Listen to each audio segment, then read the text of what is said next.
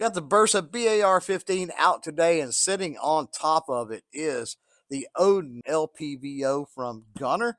Going to be taking a look at this LPVO today. We're going to put some rounds down range. We're going to crank on those turrets. We're going to shoot for some groups, and then we're going to talk about some of the really cool features onto this scope. There's a lot of work to do, so let's get started. I've got the scope mounted here. I've got it zeroed. We're going to take a few shots with this thing just to confirm zero first. I am using today my in-ear ear pro from Pro here. That way I can get a little better cheek weld, of course, on the rifle.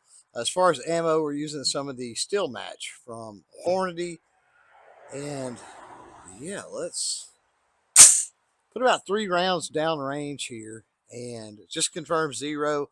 We are, or rather I should say, I zeroed, used the 5200 method on it.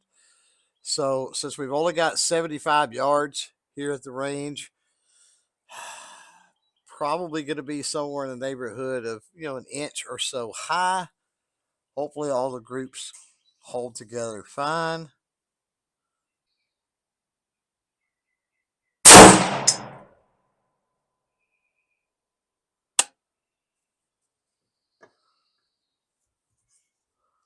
One down.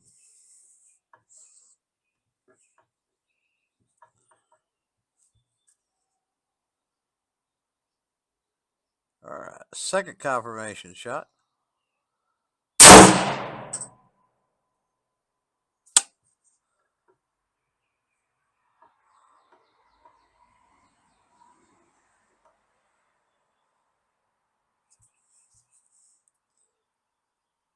Third shot.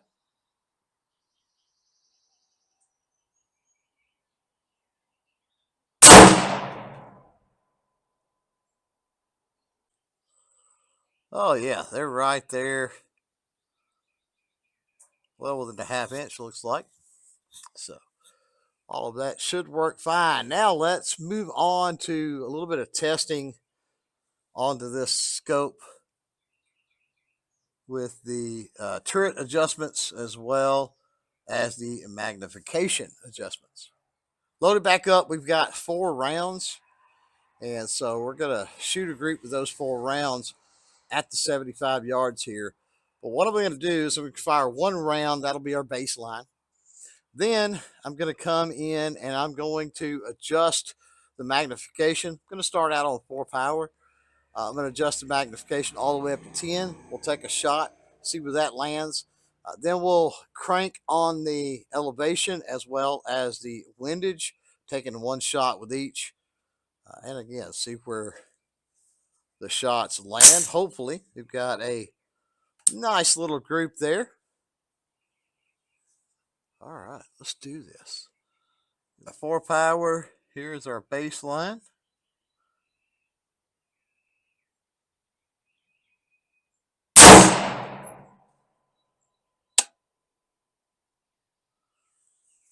Now let's crank her up.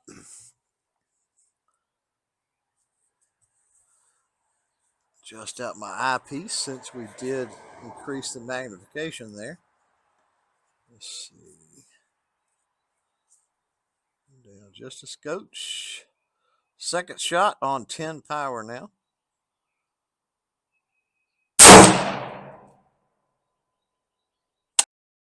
That is not looking bad. All right, back to 4 power. Now, I'm going to, let's adjust the windage first. I'm going to crank this thing about 2 turns all the way around one way. 1 turn.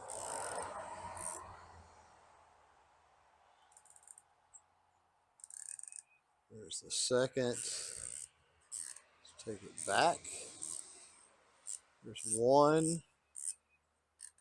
There's a 0. Should be coming up. Is it?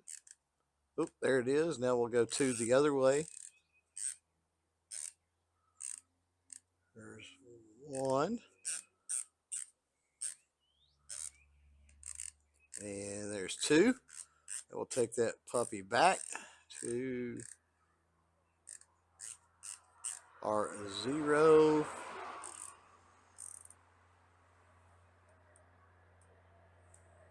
Should be right there. All right, that was a lot of adjusting on the windage there. Let's get our eyepiece dialed back in here.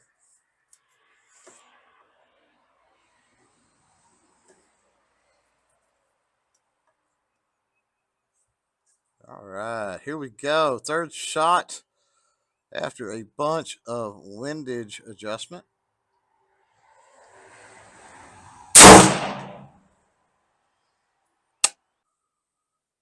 All right, we're going to do the same thing on the elevation here.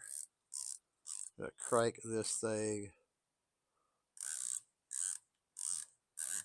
one way. We're going to crank it the other. All right, that stopped. Run it back. I'm going to have to be able to see my 0 here in a second. All right.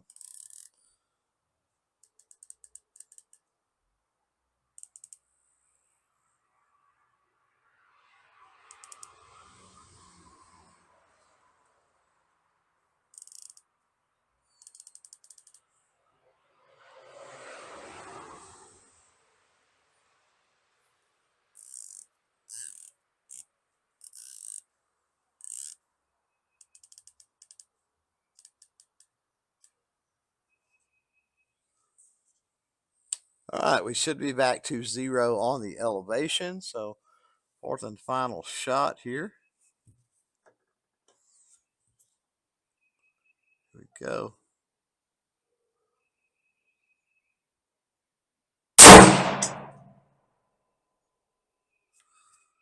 All right, let's leave this puppy in. Oh, yeah. We walked that thing all kinds of back and forth. Let's say we're, well within that inch high, which is where we're supposed to be.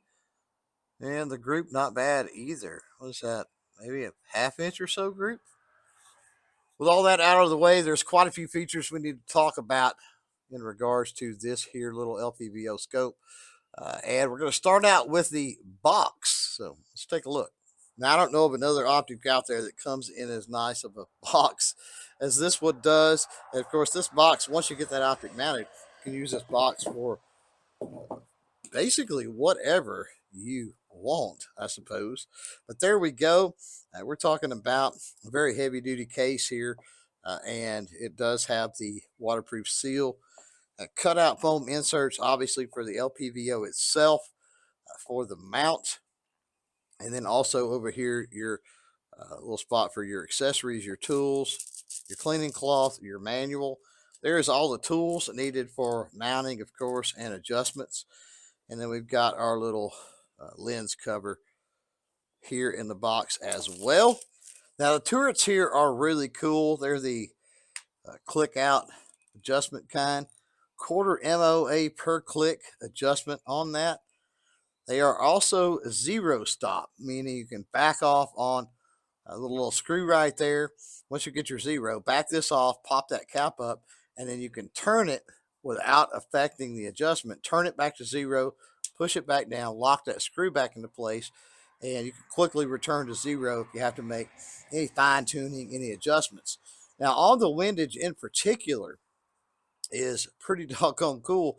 On the windage, you have right and left indicators. So either side of your 0 on this, you're going to have right on one side, left on the other to indicate which direction you're going. For the elevation, that is not the case. For the elevation, you just have numbers all the way around, and you're roughly 25 clicks per rotation as far as your elevation goes. As far as the scope itself, we are dealing with the 34 millimeter tube here. Of course, this series does come with a mount 1-10 power magnification by 24 millimeter at the objective down here. Does come with the little throw lever for the magnification adjustments. And you've of course got your 1, 1.5, 2, 3, 4, 5, 6, 7, 8, 9, and 10 on the magnification. Then you've also got your adjustment back here for your eyepiece. Now, this is a first focal plane scope, meaning that the reticle inside is going to zoom in and out as you adjust that magnification. And one thing I want to point out that I was really impressed with when it comes to this little LPVO is with a lot of the optics that are out there, magnified optics, as you increase your magnification power here, you kind of lose focus. You kind of lose the focus or the clarity, right? The sharpness. And one of the cool things is even on 10 power, I'm able to adjust this eyepiece out and get pretty good clarity, pretty good sharpness through this. I don't know if that's due to the 34 millimeter tube or just attention to detail in the designing on this LPVO, but it's something that is definitely unique that I do not see a lot. Now, the center of the reticle on this thing is lighted. It's lighted red, and here is the control for that. Now, what's interesting about the brightness control for that reticle is that with every click, it gets brighter, but every other click, you go off. So there I'm at 6 brightness setting, and then I'll go off, and then to 5, off, and then to 4, and so on. And that's really cool because no matter what setting you're on, you're always only one click away from off, and you don't have to rotate that around, 180 degrees or 360 degrees or whatever to get it to turn off. If we take a look at the mount here, we've got even more uniqueness with this because this mount has the torque specifications on the base here as well as on the rings. It's marked so you never have to guess. It's always right there in front of you. And if you're ever mounting or checking torque, you know exactly what settings you need to put that torque wrench on. Knowing what you know now, I would like to know your initial thoughts on this Odin LPVO from GUNNR Optics. Drop those down in a comment below. I do have a quick little story kind of about how I met GUNNR. By the way, we do have a podcast where we had a pretty long conversation if you want to get way off into the weeds as far as the optics that GUNNR has to offer. We had that podcast with Ed. Ed, you can check that out on the CloverTac podcast channel or in the audio podcast world as well. But GUNNR had reached out to me, was talking about, working with some of their optics. And I was hesitant at first because there's a ton of optics companies out there and they're not all created equal, right? But they did say they were going to be at SHOT Show. And so I was like, okay, well, how about I just stop by, take a look at the products, and we can go from there. And OMG, I did stop by. I did take a look at the Odin here. I looked at the 1-6, the 1-8, and the 1-10 power, as well as some of the other things they got coming up.